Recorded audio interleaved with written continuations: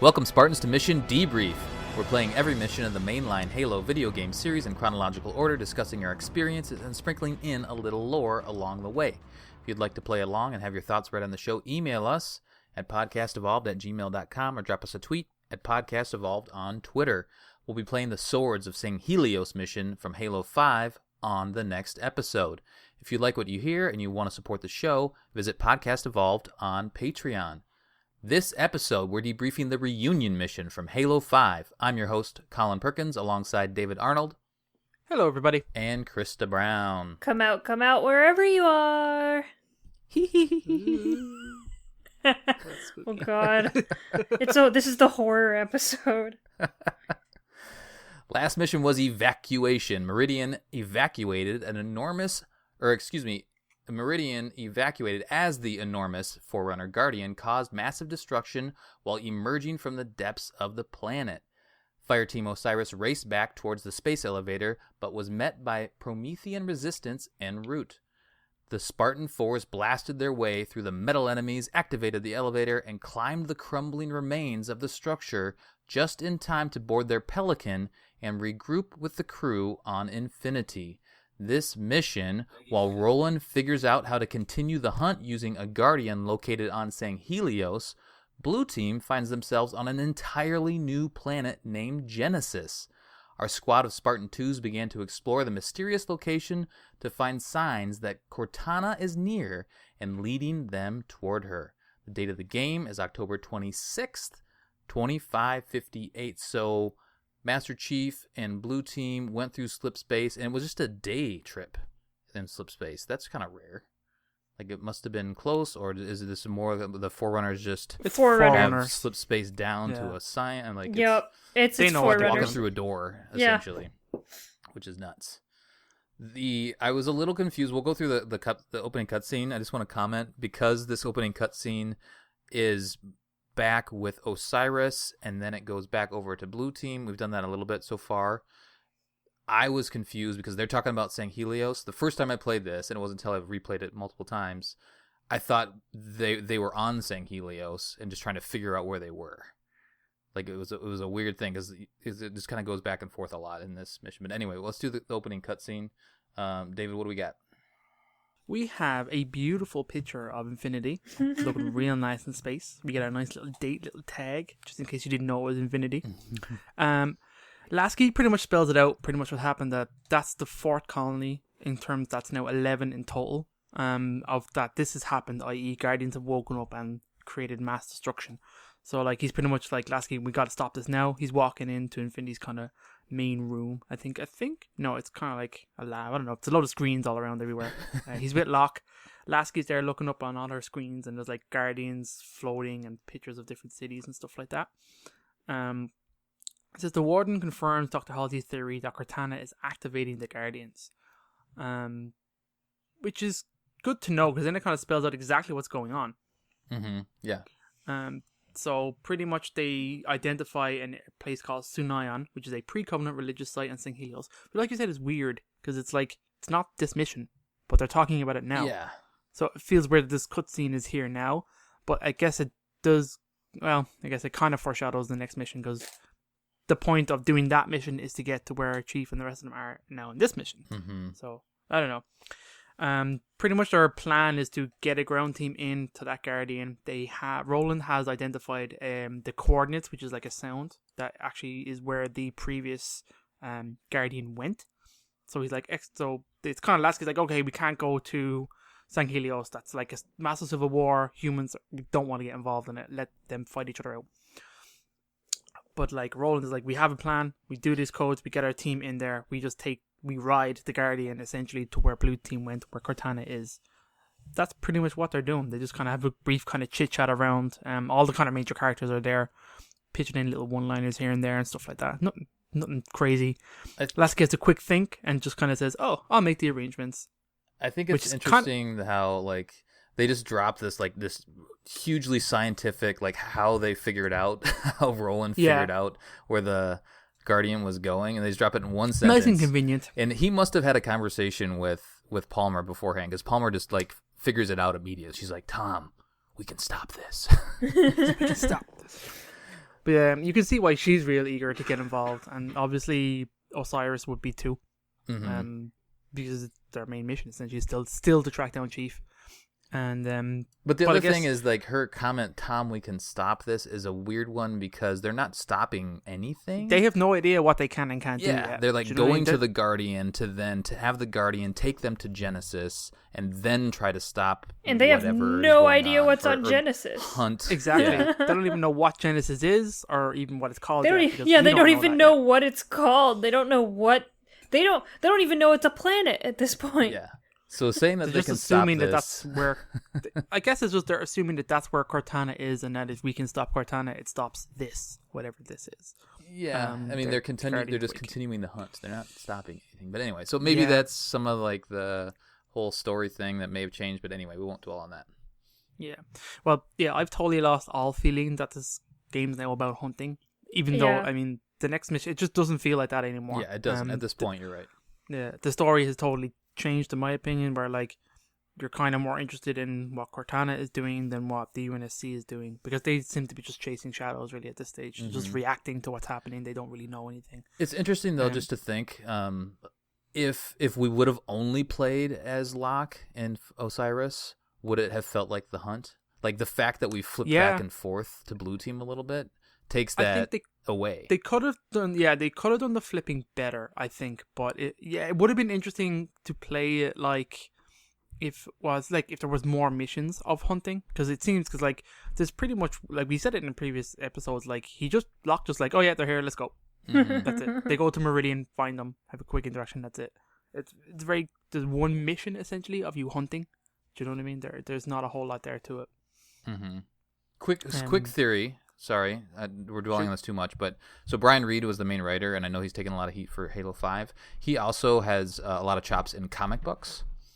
And Yeah, I he's a feel little like a lot of this flipping back and forth between different factions happens in comic books, and it tends to be a little bit better medium to actually do that, where it's like, okay, we're talking to this group over here, and then we're flipping to these other people over here, and then we're going back.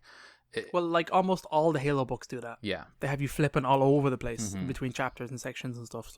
So they just didn't quite pull it off in these cutscenes and stuff like that. I don't think so. I mean, it probably worked a little bit better in Halo 2, but it was then almost like that was almost two separate stories being told, and like we always say back in the day, people didn't like it back when Halo 2 launched at all. But anyway, moving on, there is an image. The cutscene kind of fades black and opens up, and then you get kind of the real intro to this kind of mission. Of you get a planet. It looks pretty green, lots of clouds. It's pretty beautiful. You kind of immediately see like it's a heavily Forerunner structures all around you. You see Blue Team kind of walking out of one of those portals, and immediately there's a cool scene of a Guardian coming in from slipspace. Blue Team or Linda's like, here's another one. It's there and look at it pretty for a little bit, and then Fred is like, what the hell is going on? What's Cortana up to? Why is she here, Chief? Chief is just pretty much, I don't fucking know. It just says, let's go. And that's pretty much it. Like, the Blue Team just kind of walk forwards a little bit towards this new structure, and your mission kind of kicks off. So very, very short. And I guess it's kind of weird, but like what you have to think about is like they went through a teleporter in the previous mission when they fought with Osiris, and then that's it. They went on, hitched a ride on the Guardian, and appeared here. Yep. And that's pretty much all they know. Yeah, take a second to just look around before you even go up to the structure. You can see it's gorgeous. The skybox is amazing. You can see 3 Guardians around right away. So the one that just came in, the one you came on, and there's another one like hiding behind some rocks or whatnot off in the distance. So it's interesting to see, like, okay, now there's more than one Guardian. They're all assembling here. Well, we know we have 11 at least, and that's just in human control space, because we know the previous cutscenes that there's 11 colonies that this has happened to. So we know there could be more based on maybe on uninhabited planets, but I think Guardians tend to be on inhabited planets for a reason. So you get the sense that they're all being brought here for a purpose. Yeah, it's easy to, I don't know. I mean, again, I think back to the first time I played this, it's kind of easy to forget that there's a ton of them around, because you're often just heads down firing at who's in front of you. But they're, this whole, from here on, they're looming, large throughout. So take a second and just kind of think, whoa, what's going on here? We'll find out more here in a little bit as well. But we head up to the structure here, and blue teams has some fun dialogue back and forth. You interact with this console right away, and it plays "Ollie Ollie Oxenfree," which I don't think anybody has it ever been. The sound ever been communicated in Halo, but before this game? I think Fall of Reach, right? But like the tone itself, like this is the first time we've actually heard it. Heard it, yeah. And I've struggled with the tone because when I think of like Ali Oxenfree, I listen to this tone and it doesn't match up in my mind. It's like to what like when we think it's like do do do do do do do, but it's just like do do do do or something like that. Right. It just doesn't. I don't know. It's not what we normally think is the tone to that. That's why I struggle. It's a cool callback, to the books and very Blue cool. Team and all Got that. me very excited. But the tone itself, it wasn't quite right for me. But I do like the fact that there's those 3 little nodes around on this console, and Chief just knows what to do, right? You hit X. I was about to say that. I'm like, how does he just kind of smashes his hand in the middle and grabs the bottom one and fires it up? Exactly. Like, how do you know what you're doing here? I mean, it's always been Cortana telling him what to do, or actually just doing it for him. It seems weird, and I don't really understand what they're doing either. I don't know. Is that actually explained? Like, it's activating. Yeah, later on, it's like activating the the main room that they're going to. But yeah, he kind of is hesitant, and then he pokes it, and then he opens his hand like he's like on an iPhone, enlarge, and then he grabs it and puts it up top. But anyway, then you start to descend down in this elevator, and you see the gorgeous landscape that is the Genesis. And I think Linda at one point comments about how it's almost too perfect, or it seems artificial to a degree. It's artificial but organic, is the way she refers which is, it. of course, Forerunner's kind of style with this stuff. MO, yeah. Mm-hmm. I have to say, I do love this planet. I think it looks beautiful. It's one of the true kind of alien planets you get to go to on Halo, and it feels that way. Mm-hmm. I think it feels really cool. It looks amazing. Yeah, I agree. Did you guys try to shoot the wildlife? Of course. Oh, hell yeah. Were you successful? Yeah. You were? I think it's just like things. One of those bloody blobs that's like... Yeah. Oh, you can shoot the little things that run around on the ground? I think so. I tried to shoot those, but I never hit one. I don't know if I'm just bad at aiming or what, but they never died. And then there's like those flying... I think you can shoot down the flying things. Okay.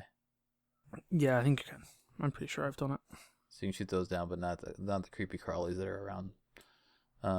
It'll be they do the good job of just overall setting this environment and making it feel alive with not only the rock structures, but there's also the flora as well on top of the fauna that's around.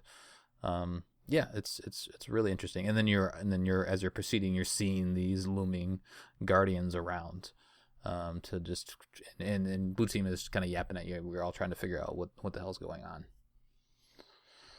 Any other comments on the kind of this exploration? We're gonna get to an encounter eventually, but they do give you a lot of time to wander around and explore and look. It's well worth doing it because there's lots of little kind of caves and alcoves and these walls that you have to kind of bash through, and they're like these orange kind of walls that you can kind of spread and bash your way through.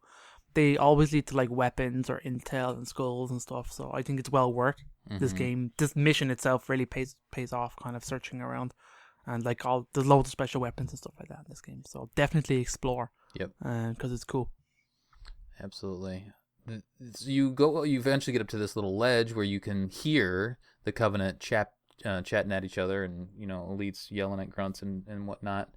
And there's like something smoldering, a Covenant vehicle smoldering off to the side. Before we go down to that counter, let's go get our grunt birthday party skull. Woo!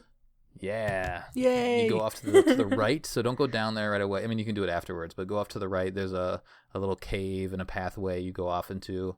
And there's a grunt hanging out on this ledge, holding the skull, singing a song. What is he singing? Do you guys know?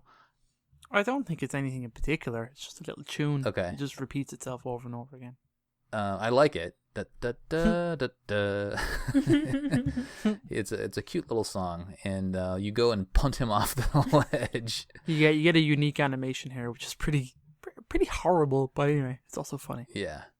You can punt him. He's minding his own business, hanging out, staring at this skull, but you end that quickly, grab the skull, and now when you shoot grunts in the face, they explode in a joyful tune. Yay! Joyful hooray. Yay! It's fantastic. So yeah, Grunt Birthday Party is in. Is it in all the Halos? I think it's. Yeah. Was it in Yeah, it is. CE originally? No. Not in. There was no skulls in the original CE, That's but right. it is in Anniversary. The anniversary. Yeah. So turn that on as soon as you get that and enjoy for the rest of the time. I think Krysta, at one point you gave me shit for not having Grunt Birthday Party on. Yeah, it's during so this, and I finally have just turned it on and it's always on now. So I default to that.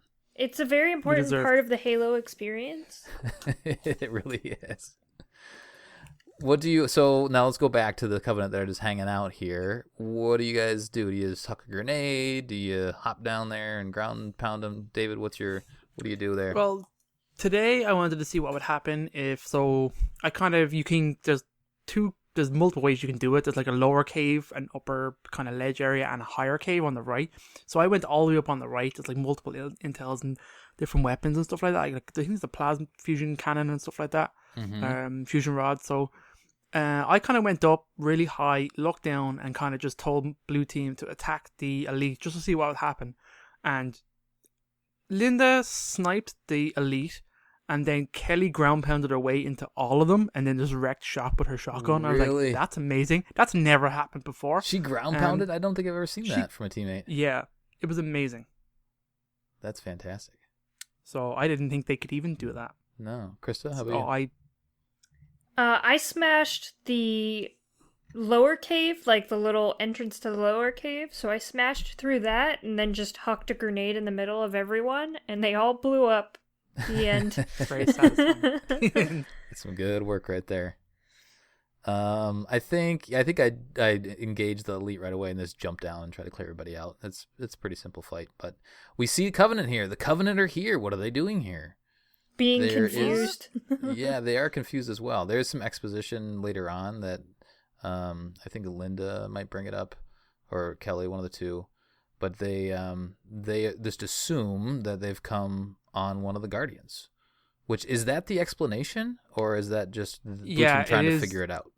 It's in the different intels and stuff like that as well that kind of explains. But like clearly, like the Covenant are around the crash site and it's their stuff. So like they're getting pulled in, those slip space bubbles. They're getting pulled in with them essentially. Yeah. So I don't think they're intentionally getting here. I think it's very much accidentally they've been brought here. Yeah, it is. I was looking through the dialogue and whatnot on the walkthroughs, just because there's a lot of really important stuff that we're going to cover in a little bit. One line that struck me a little odd is that Kelly, if you're just like hanging around too long, Kelly will ask John what it's like to have an AI in his head. Oh, cool. And he just shuts her down. Like, He shut the doesn't fuck really up. say None of anything. it. Yeah. Too soon, girl. Too soon. It's interesting. I think it's an interesting thing to ask as a new player to Halo, but if you know how much history they have and whatnot, that's not a question that she would really ask them or ask him. But I guess it's more interesting than it is maybe canonically accurate for her to ask him that question. Well, she may not have ever had one. Because She as far didn't. as she didn't. I know Fred has, and I know Linda has. Oh, okay. Because Linda has her own comic book series, and she Right. takes an AI in that one. That's right. And like all Spartans, they're extremely hesitant towards it. Mm-hmm. They're not happy. But John loves Fred, yeah, Fred had a very bad experience in it. Those books were based before this one too, so yeah. So the next area, there are a lot of Covenant here. There's nothing really new here up until we get to this little structure area. So I don't know. Do you guys have any comments on kind of getting up to this like turret area? So there's a path up to the right. That's the high ground. Oh, okay. I went up there. It's kind of a hard jump. It's a really tall jump, but you can get up there, and there's like a little path up there, and I think there isn't any weapons, but you can kind of have that high ground over there. Nice. There's a few depending on where you go. I think there's 4 special weapons in this mission, and I didn't know that. But I accidentally walked past one. So the Talon of the Lost is a needler, and it's right there, Krysta, where you're going up. Really? So when you encounter the second group of Covenant, climb the rocks on the right. The Needler is hidden below the ledge where the fuel rod cannons in a weapon crate are. So I remember those fuel rod cannons. I remember seeing a Needler and not saying I don't want the Needler, but I didn't know it was that one, which is a bummer. Oh shit.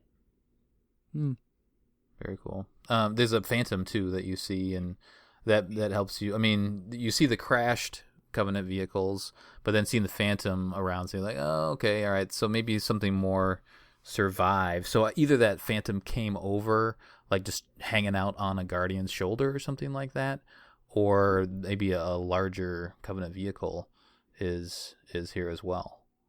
But you do see quite a bit of destroyed Covenant vehicles around. So it's just interesting to speculate what actually came through. Maybe that's in the intel. Chris will take us through that later. The turrets are kind of a pain in the butt, especially in the higher difficulties that you get to. There's a structure that you're kind of climbing up towards, and there's a bunch of elites, and we always have grunts and jackals and whatnot. But those turrets are up there, just kind of pounding you.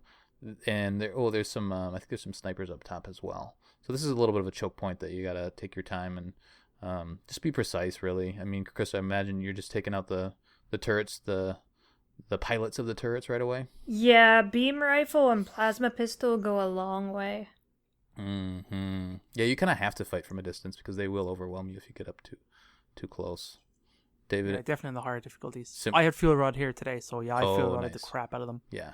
And I set my team on one of them as well. Oh, yeah, good point. So you mean just to shoot it down or to take it over? Yeah, I'm trying to do that as much as I can just to see what they'll do, honestly. A lot of the times they just run forward and die, but especially on heroic. Mm-hmm. But sometimes they do interesting things. So like I'm trying to give them extra weapons as well and stuff like that. See, they tend to be smart enough when you tell them to pick up a weapon that they'll drop their pistol for it as opposed to like their primary weapon. Mm-hmm. But then it doesn't seem, the AI just seems weird about using those power weapons. Then they don't seem to use them that often.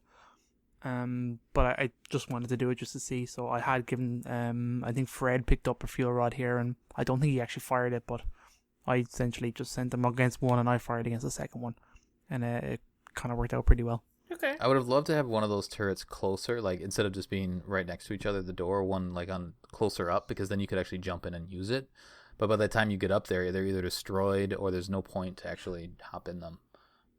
You can go up very high on the right and kind of flank them a bit. So if you had your team down the end distracting everybody, you could probably get up and get into the turret and then shoot down. I've definitely done that, but there are enemies around you, so you need to be kind of like, need to be able to take them out and then fire your turret down. Yeah, exactly. There's a little cave off on the right too that I usually kind of sneak around the side. That's typically my approach, is to go over there, hang out, and just let the silly Covenant come to me and clear them out, and then just use my carbine at a distance. But you're really, at this point, we haven't fought a lot, but you've probably run out of your UNSC ammo, so you have to pick up Covenant weapons. So, pick your favorites and go from there. Clear out this area, you go into another structure, and there is some really key dialogue here. So you have another console that you're going to use. But as you're walking up to that console, I'll just read it off really quick. Anybody from Blue Team says the shield lowered when the last of the Covenant dropped. So this area that the Covenant's in front of is being protected. Like, they couldn't get into it. But as soon as we killed the rest of the Covenant, then the shield went down for us, essentially. Fred says, almost like someone's trying to keep the Covenant out. Linda says, but not us. Then Kelly chimes in, assuming we're right and Cortana is on this planet, how did she get here? ? Ooh. Then John says the Didact's ship was pulled into slip space. It could have ended up anywhere. That's super key. Yeah. Which is weird because you thought detonating the nuke at the end of Halo 4 blew up the ship, but clearly not. Mm-hmm. Yeah. Maybe only part of it. As I was doing research for the season, really, I was like, where did the what was it called again? The Mantle's Approach? Like, where did the Mantle's Approach go? But it was pulled into slip space, kind of when during that era, at the end of this whole fight with the Didact in Halo 4, it was destroyed in some capacity, so they're like fragments. But one of the things that Cortana said when she, we said our goodbyes in Halo 4, she says, like, the rest of me is down there. When she's saying down there, she means the Mantle's approach. Mm-hmm. And so she, along with the Didact ship, were then transported or ended up here, is what this is saying. Very interesting. But there's like a little, like one sentence Yep. helps explain a lot of stuff. But it's just, they don't dwell on it too much. They just say, oh, yeah, that's probably happened. They're like, oh, yeah, of course that's what happened. Makes total sense. So you use the next console. So there's the two of three. This is the second console that you use. The team then starts to be like, we're being led somewhere. Are you sure you want to be doing this, John? And he's like, yep. Yippers. He's a man with a mission. Yeah. Don't, because I think all of them are expressed like, this is a little weird. I think we should be careful. He's like, nope, we're just gonna keep going. So they're like, all right, cool. You're the boss. You're the guy with the green armor. We just have our white armor. It's true. They're blue. Bluish. Is it bluish? Is it like a blue blue tint? Fred and Kelly are definitely blue. Linda's white. When they were all walking in the very beginning, it looked like he was the only one with green, and it seemed like they all had the same color on the back. But I'm not the best with colors, so don't take my word for it. I often get my browns and my blacks confused. But I'm also getting dressed in the middle of the night, or in the middle of the darkness in the morning. Anyway, so we go down this elevator, and then we crawl through some of these caves here, and then another Guardian shows up. And this is where Linda chimes in and says that that's probably how the Covenant got here. We have a light bridge then, kind of appear in front of us and continues to take us along the way. And then we get another cutscene. David, what's going on here? Right, well, right before you do that, before you cross the bridge, if you go to the left, climb the rocks, you'll find a weapon against the cliff wall at the back, and that's the Pool of Radiance, which is a fuel rod cannon. So I've never used that. So there you go. So yeah, I want to say that, like, seeing in the game the actual subspace of the Guardian come in gameplay was really fucking cool. I thought that was such a great moment. It's great every time I see it. I know they do it in cutscenes all the time now, but it's still great to see and really impressive to see it during gameplay. So anyway, you walk up to a light bridge and you get pretty much blue team walking across. It activates upon their approach, essentially, like Chief says. It's like, clearly we're being directed here. It closes off behind them when they get across. So clearly they're being directed. And I'm looking at them now. Yeah, Fred is definitely light blue. Okay. Kelly's really light blue. Like, you could even say white. So I'll give that to you, Colin. All right. I appreciate that. Yeah. And Linda's like a dirty white, like dirty. Yeah. Dirty girl. Yeah.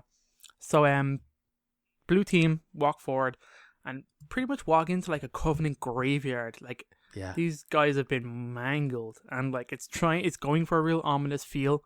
This kind of mist, there's just like dead bodies everywhere. Blue team are kind of walking their way through, kind of going, what the hell did this? We know what did this. It's clearly there's Prometheans here. Mm-hmm. And as the guys kind of step forward, there's like a cool, slow reveal of Warden Eternal walking out and approaching blue team, and he's really not happy with blue team. It's kind of cool. He very much has his own identity, which I like. That he's not just a robot. Do you know what I mean? I do get the impression, like we said, he's just pretty much, he's not Didact. Do you know what I mean? That they are setting up a Didact lie here, which I like. There's a bit of a flavor to him, and you get that here where he's pretty much saying, blue team are like, identify yourself. John is just kind of like taking command of the situation a little bit, and the Warden pretty much just explains himself that he's here with Cortana, and blue team are kind of like, okay, this is weird. Clearly they're not used to seeing this. And he pretty much says, John says, she called us here, and he says, and you came scampering. Mm-hmm. So you can definitely get the hint of he's talking down to them. Do you know what I mean? He's very much, he has his reasons of what he's doing, and that slowly gets kind of revealed throughout this mission. They have a brief conversation. Says she knows your forgotten name, who you were before you were 117, which is crazy, and a weird thing to say. And he says, don't you find it odd that your most trusted companion would keep so much to herself? So blue team don't really respond, but you can see that it makes an impact on John. Mm-hmm. Makes him consider these things. So the warden, John says, like, take us to Cortana, and the warden just kind of slowly fades through his little mini slip space portal and says, not just yet. Come forward and we'll talk more, essentially. I like the facial animations that he has. Mm-hmm. Yeah, he has a sense of emotion. Well, it's interesting to see that, like, he's able to emote way more than Blue Team are, like the Spartans, which is a kind of cool contrast. Interesting. Yeah. But like they still do a great job of, like, you can see John being emotionally impacted. It's just the way his armor, the way his posture takes, him lowering his weapon slowly and stuff like that, and just you can see his head tilted. You can see him thinking, which I liked, and you can see that he's kind of confused. And obviously, this is a very emotional mission for John. Like we said, it's all kind of building up. Blue Team, I like the way when the warden approaches them, they just kind of fan out without saying anything. I thought that was really kind of cool. Mm-hmm. You could see that they're ready for a fight, and they're just taking flanking positions, while John kind of takes the heat, really. And then Blue Team pretty much just walk forward into the door, as it slowly closes behind them. Mm-hmm. And yeah, because kind of Linda just kind of like looking out behind them and stuff like that. I thought it was kind of cool. So as the player, this is the second time we've met the Warden, but this is Blue Team's first time meeting the Warden, and they both have had similar-ish conversations, both Osiris and Blue Team, which is interesting. Now we're about to get into a bunch of exposition that is very important and key. I just want to throw this out there. In the connection between Halo 4 and Halo 5, what if this was the Didact? How cool would that have been? He wouldn't be working with Cortana, though, so the plot kind of falls apart. Yeah. But it would have been at least a good It'd be interesting. Connection, right? But then if they change the story that the Cortana and the Didact are fighting each other on this planet, and that the Covenant are just in the way, and then it's just kind of like they're just casualties and stuff, that would have been cool. Yeah. That two of them are stranded on this planet fighting each other. And that would have been super cool. I never thought about that. Yeah, Cortana brings John in to kind of like fight for her, because obviously Didact has control of maybe Prometheans, and there doesn't on this planet, and maybe Cortana has some others and stuff. It would have been cool to see that kind of stuff. Amazing, I love that. Have you thought about that for a while? It literally came to me 2 seconds ago, and I'm pretty happy about it. I won't lie to you. Let's get online. Let's make some posts. Let's make some phone calls. You know, we call up Jeff and like, Jeff, we can fix Halo 5 for you, no problem. Alas, there is no Didact because the Didact has been supercomposed, as it was told in Escalation. Yeah, after he killed all those cosplayers. That's right. Poor Black Team. Really brutally. Yeah. All right, so now let's have the conversation as we're fighting, and so, a lot of super interesting and important things are going to be happening here. So Warden let through, so he allowed Blue Team to pass to get on the Guardian back on Meridian, and then because he's hanging out, he says he's in defense of Cortana, or where he's working with Cortana, and then we actually meet him face to face here, which I don't think that they met him face to face in Meridian. That he just wasn't around. He didn't form his body, but we see him face to face here, and now he's a little hesitant. He's like, now I have you on Genesis. Now I'm not so keen on what you guys are up to, because, and I will read off some of this dialogue here. It says, you answered her call. Why? What do you intend to do when you reach her? Shall I begin? When you see her, you intend to, and he's going to tell her, tell them, but then John stops and says, I've come to bring her home. Warden says, if you understood what she has become, you would not speak of such juvenile concepts as home. Which is really heavy. What a dick. It is. What a dick. But I thought the way Juno says, shall I begin? You intend to do what with Cortana? As if like he was starting their sentence for them, like their children, and want them to finish the sentence for them. And John does exactly what he expects. Yeah. In terms of like, I thought that was kind of cool. And then you can see there, obviously, this is now the main point of where he turns against you. And you'll say why now. There's more dialogue here, which is cool. Exactly. I'll read the rest off. So there's some fighting. We'll come back to the fighting, but this exposition dialogue is super important. Warden says, your trust in one another is an innocent folly, but one which darkens her true promise. John just says, where is she? Tell me where she is. Then Warden, now this is the one right here. So Warden says, I shall spare her the inevitable suffering of your betrayal and end you now. The mantle of responsibility belongs to Cortana and the other created. I shall see it remains forever beyond your grasp.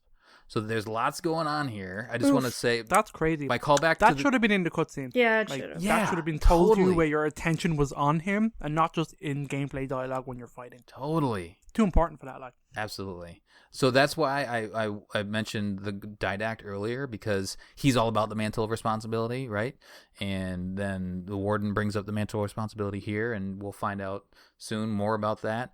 But he more or less says, as soon as you talk to Cortana and she explains her plan, you're not gonna like it. And so he knows that, right? And so now that's why he's resisting all of a sudden when you're on Genesis. Which is an interesting foreshadowing to what actually happens, and even Fred has some interesting dialogue, and Chief answers him back really, and I thought that was an excellent kind of back and forth there, which I don't know if it's yet here now, or is it a little bit later? It's probably a little bit later. I'll talk to you later. Yeah, I would have probably. I'll wait till we get there. Okay. Any other thoughts, Krysta, on this whole kind of? They made Nathan Fillion extra handsome. You haven't mentioned it in a while. Thanks for bringing that up. I know. I thought I would mention it just to remember. I mean, it's still like we don't exactly know like what the creators are up to, so it just kind of keeps getting mentioned. So it's kind of like, what? This is the second time they've mentioned the creative, right? So yeah. Sloan mentioned the creative, and now Warden has mentioned the creative. What's the creative? We'll find out more later. But there's lots of interesting things going on. If you've seen iRobot, then you'll know what we're talking about. But continue on. So this conversation is happening while you're kind of fighting now the Prometheans through these cliffs and rocks and whatnot. This is an okay fight. It's hard. There's enough going on where it is hard to really pay attention to the conversation between the Warden and Blue Team. So that's why I felt like it was necessary to really call out that dialogue. Anything here in the lead up to where we're actually gonna go toe to toe with the Warden? You're like jumping over little cliffs areas, and there's some officers that have their splinter turrets, and meanwhile the soldiers are teleporting all around. David, do you like this encounter here through the caves and the rocks? It's pretty short and sweet. I don't mind it. I remember struggling for Legendary. I think those splinter turrets murdered me every time. Mm-hmm. You reach a choke point like on the below, down below. Yeah, and there's two of them just waiting for you. There is like there's like a binary rifle hidden in here somewhere, so yeah, you can pick that up. So I picked that up today, and I haven't used it in a long time. It's kind of it's more beamy this time around. It's not a single solid shot, and I kind of forgotten that about it. That it actually like. It's kind of like the focus rifle, but like it has a shorter, let's say, beam time before you get a kill. Mm-hmm. So I kind of messed up my first couple of shots, not really remembering how it actually fires. But it's pretty cool. That's pretty much all I did here. Nothing crazy. It's pretty basic area, to be honest. I think I try to get a splinter turret as quickly as possible. Oh yeah, usually one of those officers comes over. Yeah, and I bring one with me into the next area too all the time. Oh yeah. Yeah. Chris, anything else? Pretty much the same. Splinter turret and binary rifle is what I pick up in this area, and just kind of mosey my way over to the next area. There's a couple watchers too, so take care of those bastards. Which is interesting. I guess we've seen watchers without knights before, but usually they're birthed by knights. But they're hanging out with probably protecting these officers with the splinter turrets and whatnot. But so have some fun, jump around. There might be some intel in here to grab as well. But then we'll proceed, and then we'll have some more conversations with the Warden. Actually, that last line that I read about Cortana and the creative, that's kind of delivered here at the end. But now we have a Warden fight. We have another Warden fight. No. What's going on? So I just wanted to pause here. I know I danced around it in one of the previous episodes, but there are more. If you played the whole game, you know. But there's more than one Warden. What the hell? Why are there more than one Wardens? In the cutscene from Unconfirmed, when you first walk into that room, it tells you. It shows you. It's like there's and it tells you when the Warden pops out of his little pod. Like there's so many pods around in that one room. It's crazy. And the Warden has more than one body. What? There's lots of Wardens. And you'll find that as we proceed, he goes into that little slip space and then goes away, and then he finds another body. And I would imagine he is. I was thinking about this today. The Warden, is he just around? Like, we haven't fought him before in Halo 5. Is that because he's only guarding the Guardians? We have fought him before in Halo 5. Oh, sorry, I meant Halo and all of Halo and the other games. But is it kind of explained away because he's only like he's standing in front of the Guardians, like he's only where the Guardians are? He's the protector of the domain, is what he announces himself in that first instance. That's true. Yeah. So Cortana is now keeper of the domain, so he's following Cortana, basically. So why would all those pods been on Meridian?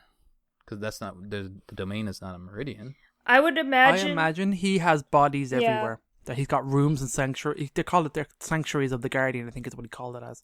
But I imagine there's like he can probably move via the domain to any location he needs to be in, and like inhabit the bodies there that he needs. Well, and that's the impression I'm getting. All Forerunner technology links up to the domain as well. So. And very much so. The Guardians, like I don't think they have a central intelligence. So like I get and it's kind of hinted at in the Legacy of Onyx books and stuff like that. That like when they're disconnected from the domain, they become very docile. So like especially these ones because they're being controlled almost directly by Cortana and receiving instructions directly from her. So like I guess the domain is a very important part of how specifically the Guardians work. And we've never threatened the domain in Halo, so maybe that's why we've never seen him. Because to Krista's point, this is the first time the domain's really been, directly talked about. Mm-hmm. Yeah, it's in like maybe some terminals and stuff like that. And but, Halo like, 4, Halo 4 Cortana says, "Oh, this machine's trying to uplink to something called the domain," but yep. Yeah. Halo 5 is when they're really like... Librarian mentions domain. It may be in the Halo 3 terminals at some point. Yeah. Or maybe a domain. Yeah, drop. it's very... Because, like, the domain is very much supposed to be given to humanity as a means of, like, getting them ready for the mantle. It's been, like, it's a big resource for them that they need access to that's been deliberately denied them. Mm-hmm. And, like, this is the first time a plot device revolves around the domain. Yeah. All right, let's fight the... Warden. Oh no, Krysta, what do you do to fight the Warden? This is a kind of cool. It's almost like I think of it as like a stage. Like you're up top in the stands, and then down below is the stage where everybody is. It's the Warden, and then a bunch of knights and some crawlers and soldiers. There's a lot going on here, but there's a lot of space to move around too. Yeah. So up to the left, there's another binary rifle. So I picked that up immediately. I always take out all of the ads first, like all those extra enemies before I start tackling the Warden. Oh, you do? Yeah. Okay. I take out all the ads, and then I immediately go to the right and go all the way up the cliff, and I hide behind the rocks, and then just take pot shots at the Warden the entire time. He never comes up there? No. And I also, once everyone's dead, I sick blue team on the Warden as well, so he kind of gets distracted between everyone. David, how about you?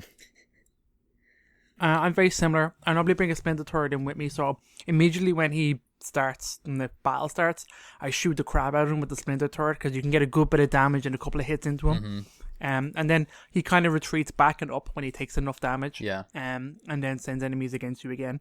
So I pretty much do that. Focus fire on him straight away. When he retreats back, I then take out all the ads. And pretty much the same as Krysta. I took a more direct route this time because I picked up the incinerate cannons dropped by the knights. And kind of just charged him up and got some good shots on him from a distance. Eventually, I think when he takes enough damage, he came down to fight me again because I was kind of in the mid. But then I had blue team on him, and they all just kind of where they were at the time was all around him.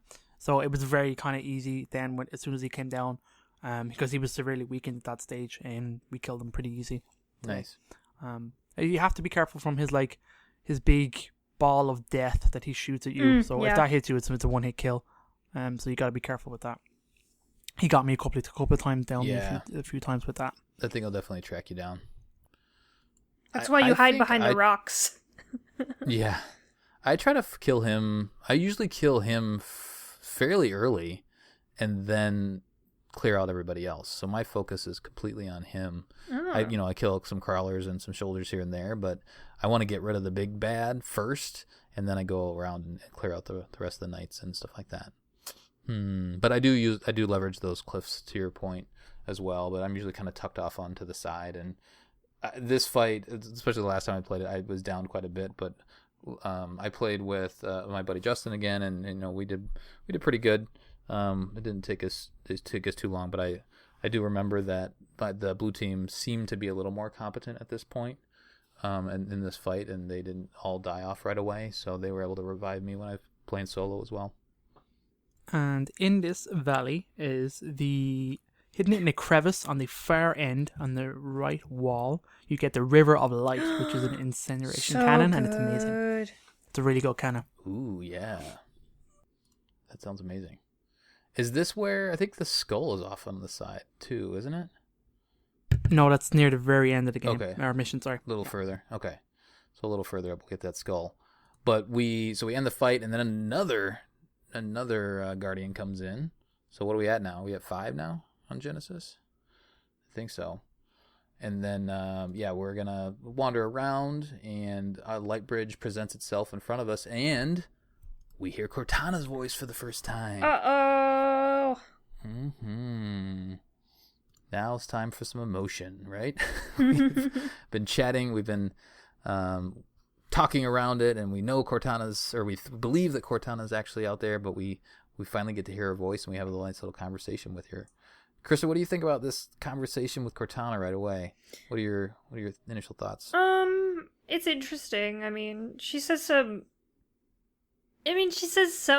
plot stuff, but doesn't really explain anything. Has she not been able to talk to him because the warden has been stopping that? I think it is. Yeah, they're trying to keep them apart. She even says, like, oh my gosh, she's going to be coming back. You better move your butts. It's just like, okay. Which is weird. You think she'd have more control over him than she does. And then she kind of... Well, there's later spoilers, but... I also get the hint that Cortana is deliberately not telling you stuff and deliberately didn't contact you at the start. They kind of leave it last minute because of what happens later. Yeah. I don't know if it's something the warden was preventing as opposed to her just deliberately not engaging. Mm-hmm. I feel like this, as your last couple comments, we've kind of been saying this game is hard to talk about just mission by mission when you've played the whole game, because there's so much that reveals itself later that then all of a sudden everything at the beginning makes sense. I feel like that happened has happened way more in Halo 5 than in the other games. We haven't had this much trouble talking about the in the moment. It feels like everything is giving you more questions to ask, and it's kind of hard. Kind of like, okay, the answer that's a little bit later on, and then there's more and more and more, and there is just a lot of connections in this game, and I guess it is hard, like you said. Cortana says that we're on Genesis. We haven't heard that yet. So she specifically says it. It's a Forerunner planet, a Forerunner world is what she says. And then she also says here that she kind of hammers home that the warden has a few million bodies.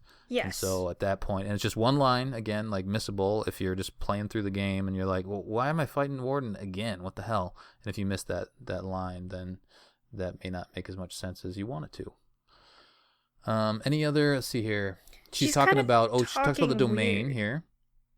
Yeah, she's talking very. Is it high and mighty, or she's very confident? It's right? almost like how you would talk to a child when you're calming them down. Kind of that tone, like that soft, like non-escalation tone, trying to keep a level kind of. It's really weird. Like the only time you kind of actually hear the like actual Cortana is when she's making a joke about like the main building you're trying to get to. Mm-hmm. Like, oh, that's the big building, put it on a light show. It's like, okay, that's Cortana, but everywhere else is not Cortana. What's going on? Then she starts preaching. Mm-hmm. And then the preaching happens. She talks about the domain. So we're like, okay, wait a minute, you're dead. She said, nope, I'm not dead. The domain fixed me. It's like, okay. How does the domain fix an AI? Magic? Yeah, we kind of talked about this before. I don't know if it was this show or many other shows and stuff like that. But in terms of like rampancy is when AIs think themselves to death, where they don't have like enough physical, digital, virtual space, and they go crazy. And since the domain is a galaxy-wide system, I think it's a case of they now have potentially infinite space to think. So again, I guess it's just they have more memory. Oh, if you can hear my air quotes, then that's kind of my interpretation of how rampancy is just cured. Just based on what rampancy actually is, and based on what the domain is, and when you put those two things together, I'm guessing, and then making an educated guess as how that cures AI. Totally makes sense. Again, all this information should be in a cutscene, I think. Yes. Because there's so much more happening, and then it's so important in terms of like how the reason as to why you would go against her, and the reason why you'd flip and stuff like that. Yep. Why you would betray. She says, John says, "How do I get to you? Because we've been chasing after you since we ever saw you on, what was that ship again? The very beginning. That ship station thing. Oh, God, Solace. God damn it, what is it? I don't remember. I'll look it up there now, 2 seconds. Yeah, that research station. The haunted Midnight research station. Oh, yeah. Come on, guys. The Oni Somebody station, yeah. help me out. Go. Everybody's yelling at us on the episode. Somebody talk about something All right, else. so he says, "How do I get to you?" And she says, Argent Moon. There you go, Argent Moon. Thank you. So yeah, ever since that he saw her on Argent Moon. So it's just interesting at the side. She was actually talking to him when they were on Argent Moon then, right? Yeah. That's the domain, my friend. It's the power of the domain. Yeah, I guess. So somehow he got knocked silly and she was able to make contact with him after that fall and give him this little vision. So that actually was her. Interesting. But anyway, he says, "How do we get to you?" And she says, "By accessing the gateway," which is that big old building. And so that's what we've been kind of slowly unlocking these consoles, is to get to the gateway. And yeah, so let's go up and do another console here. Do the last one, and then we're going to go. Then the little light bridge presents itself off to the side. We're going to go over there, and then this is where the skull is, right? Yeah, just before this. You can also get a weapon here, but I don't know why you would. There is the twin jewels of Mithrilian, which is a binary rifle. So good. It shoots 2 beams. That's in the caves here. Yeah. It's the top of the largest rock pillar on the left, opposite side from where the Phaetons are parked. Oh yeah, that's why. Because there's that whole segment coming up. Oh yeah, so this is what I was going to forget. I told you guys to remind me at the top of the show, but this is our Phaeton driving Yay! time. Or you could not drive them, but I don't know why you would do that. You can fly them. There's a Chivo. Yeah, you cannot fly that's them. the only time I've ever done not flying them. Yeah, I've never done that. Is it a pain in the ass? No. Are there man cannons around? No. Or? Yeah. There is, yeah. It's all man cannons Okay. that shoot you around the mission. It's actually pretty cool to fight your way around and up. The turrets are kind of painful because you have to shoot them, obviously, without a Phaeton. Yeah, like what's your favorite? So you have 2 different modes of fire, right? You have like a machine gun, and then does it name both of the I don't know what they're called. Yeah. So there's like, it's more or less kind of like a Banshee, right? So you have like the bomb, the big one, and then you have the machine guns as well. It shoots loads of little small homing, for lack of a better terminology, missiles that's or right. rockets. Yep. So kind of more like the Mantis. Yeah. They like lock on and home in and stuff. Yeah, it's a good time. It handles really well. It's fun in Warzone. But yeah, this is our only chance, I think, that we're going to drive the Phaeton in the mission. But it's a lot of fun, and it gives us a little bit more, I don't know, just perspective on. You've seen these things flying around a little bit here and there in the missions leading up to this, but now we finally actually get to hop in the driver's seat and fly one around and blow up these holes throughout these caverns, and then Cortana gets to chat at you while you're doing this, and fighting a couple Prometheans here and there, and then also taking out those turrets that are pains in the asses. Yeah. So there's more dialogue that's super important here. Let's see here. She talks about the cure for rampancy. Oh yeah, so this is super important. So she's like, why does the warden think he needs to protect you from me? And Warden said that flat out, right? Mm-hmm. He says, "You're going to try to kill her." And she's like, "Well, there's a lot to explain. Just we need to talk face to face." He's like, okay. He's like, right. Cortana says, "The cure for rampancy I've found means AIs can be immortal. That kind of lifespan allows for long-term planning, just like the Forerunners were capable of. AIs can assume the Forerunner's mantle of responsibility. Mm-hmm. And once there is peace, we can focus on poverty, hunger, illness. But Warden believes some will resist our help, and he's afraid that you're one of them." It's another Fred one of chimes in those and says, "Hey." weird things she's talking about. You're like, Yeah. Like, okay. girl, you okay, girl? I mean, Fred's on board, though. Fred's like, "Yeah, let's do it." it's like, fuck yeah. Yeah, why would we resist? And then Chief says immediately, I think Chief knows why. I think Chief knows something's up. Because Fred is like, "Oh, this sounds amazing. Yeah, why would you resist? That sounds like a great idea, great plan." And Chief is like, the type of injustice they're talking about is like the Didax justice, which is imperial peace, which is you have peace until you step out of line, and then we murder the shit out of you. Yep.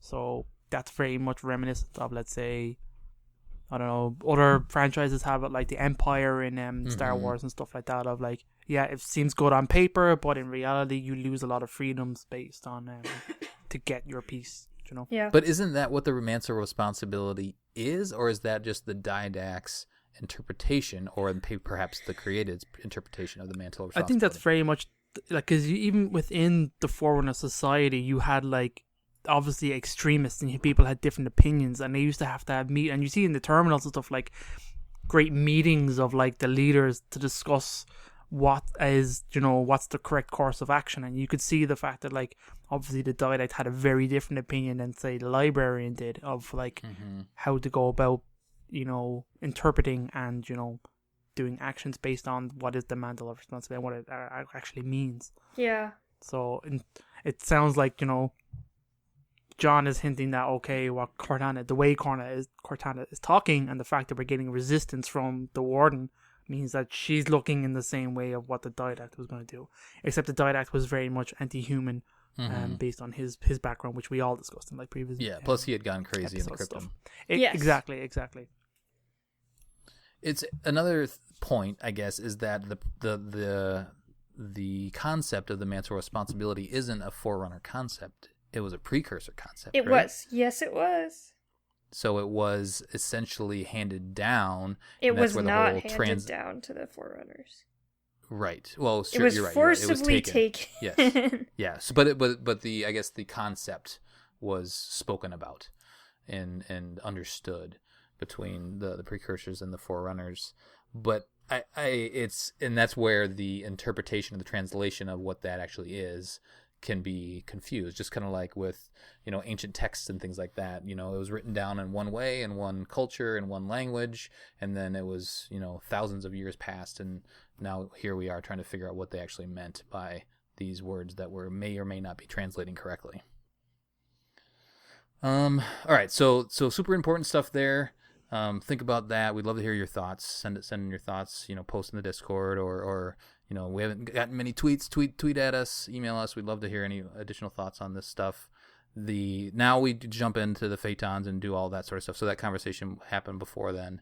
And then once we hop out of the Phaetons on the other end, we essentially are at the end of the mission. But there is another, I think there's another line here. Oh yeah, she says just to end that other conversation. So John talks about how the Imperial peace, like the Forerunners and the Didact, talked about the mantle of responsibility being Imperial peace. Step out of line and suffer. Cortana's like, no. It's not going to be like that.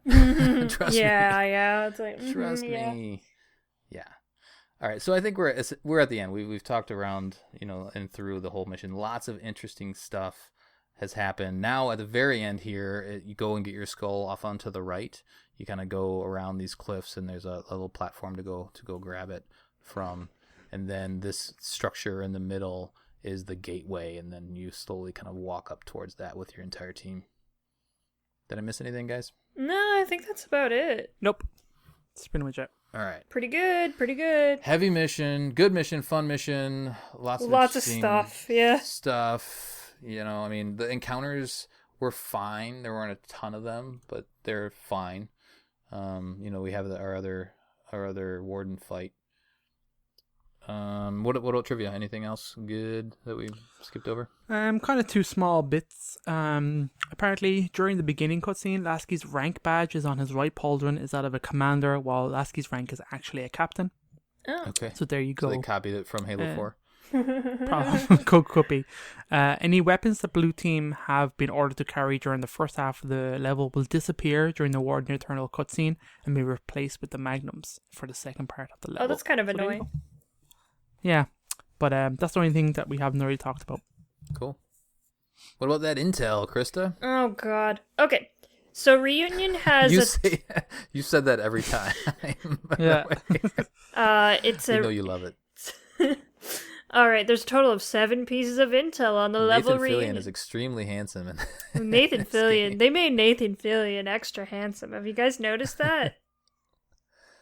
No? I did. Okay, I you did? yeah. Okay, cool. He looks great. All right, awesome.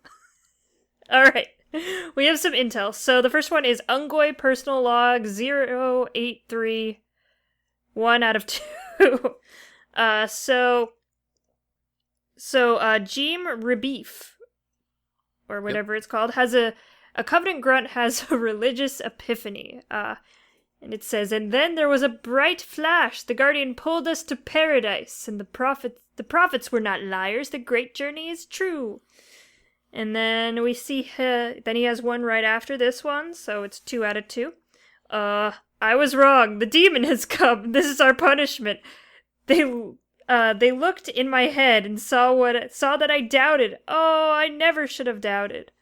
So that's kind of fun. And that's like with the Grunt birthday party skull and stuff like that. It's kind of by that area. Mm-hmm. So you get to hear from that boy. This next one is a UNSC Marine status update. Separated from the rest of my squad, we were pulled in from patrol around Oban and landed wherever this is. A bunch of coveys are already here too. That's no good. So... not only are Covenant stuck here, but humans are stuck here as well. So that does that explain any? There aren't really any human weapons. I guess no. You see like a dead body but, when I grabbed this one specifically, and like the guy, I don't know if this was a glitch or not, but like the guy's head was rammed into the rocks. I think one of the pieces of trivia that I couldn't find any kind of source for that it actually says is that there were supposed to be UNSC vehicles in this mission, and that they were all cut. So I wonder if there was supposed to be a whole stream of like different things in this mission as well. There's supposed to be the mongoose in it apparently and stuff like that. So there may be a whole areas that were cut and stuff like that. Could be. And you could have seen. That's interesting. They obviously didn't cut the intels. Okay, sounds good. All right, the next couple ones are Forerunner Record, which is a excerpt of a recording from an undesignated Forerunner builder. So you know these are going to be weird. So the first one says, with Bastion beyond my grasp, I turned to the possibility of the domain. However, there is corruption, the source untraceable, investigations, but no return. Time grows short. All right. Cool story, bro. I mean, awesome. All right. The second one is acquisition of Durance proved difficult in these final days. And Ancilla has agreed to aid my efforts, yet there is concern if he will carry through. However, if Bastion is indeed achieved the impossible, I must find a way of reaching them. If that path be through death and domain, so be it. We have no idea who Bastion is or what Bastion is. Also, there's an Ancilla, which is just another name for an AI. Mm-hmm. The next one is Bastion is absent, not destroyed, simply missing. No other facility is near enough. A new course of action is required, so Bastion must be some kind of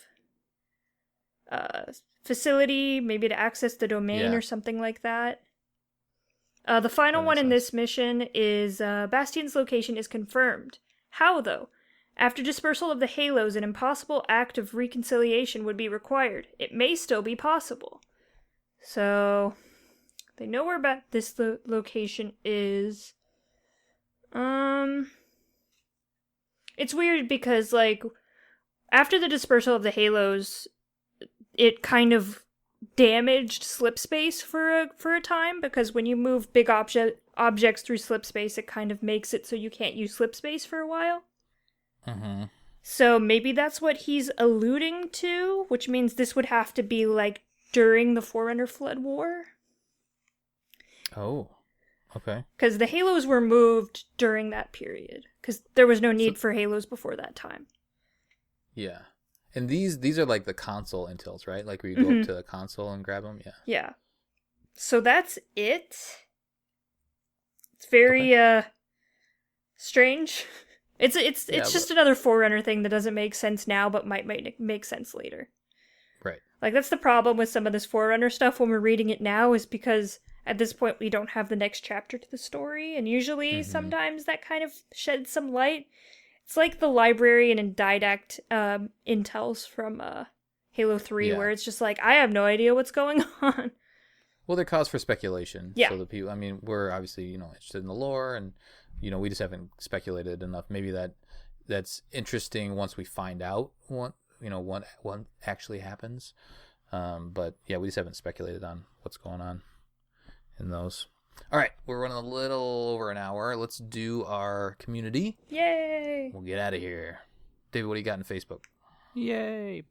Facebook. Colin Perkins, the admin, on October 28th at 2:32 p.m.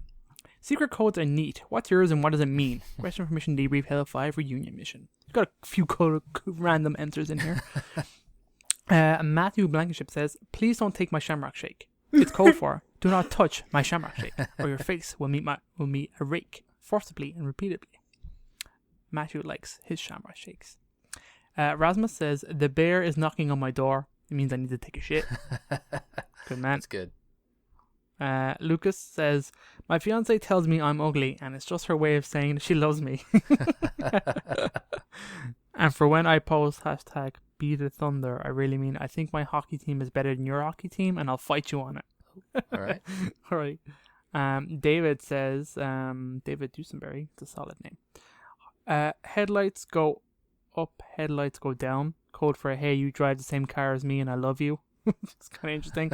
And there's a whole conversation on cars now based off that has nothing to do with Mission Debrief, but there you go. That's good. Yeah, there you go. All right, Krysta, Discord have anything? Okay, same thing. The first one is from Matt, and he says, oh god, Colin, I don't want to hear you complain when these are raunchy as hell. Have at it. I'll just, sigh in the dirty. background.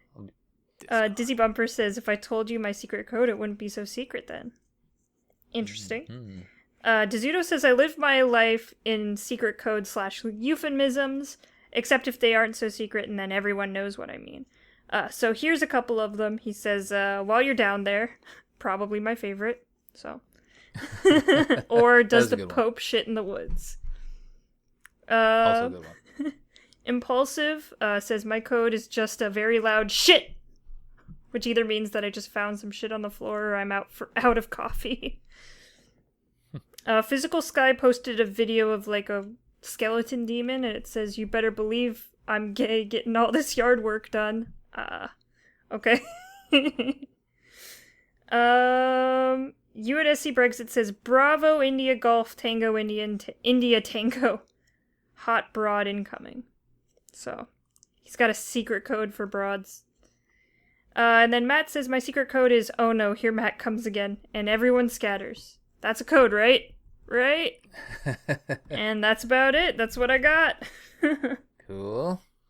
Thanks, everybody, for writing in, as always. I think that's it. That's it. That will do it. That'll do it for a debriefing of the reunion mission from Halo 5. Lots of really interesting stuff, so hopefully that was a good conversation. Like I said, I would love to hear from you guys. Tell us any more thoughts that you have, anything that we might have missed or whatnot, or misinterpreted. On the next episode, we'll be covering Swords of Sanghelios. Send us your thoughts at podcastevolved@gmail.com or drop us a tweet at podcastevolved on Twitter. You can also support the show by visiting Podcast Evolved on Patreon. Until next time, evolved. Evolved. Evolved. Woo! Nice one.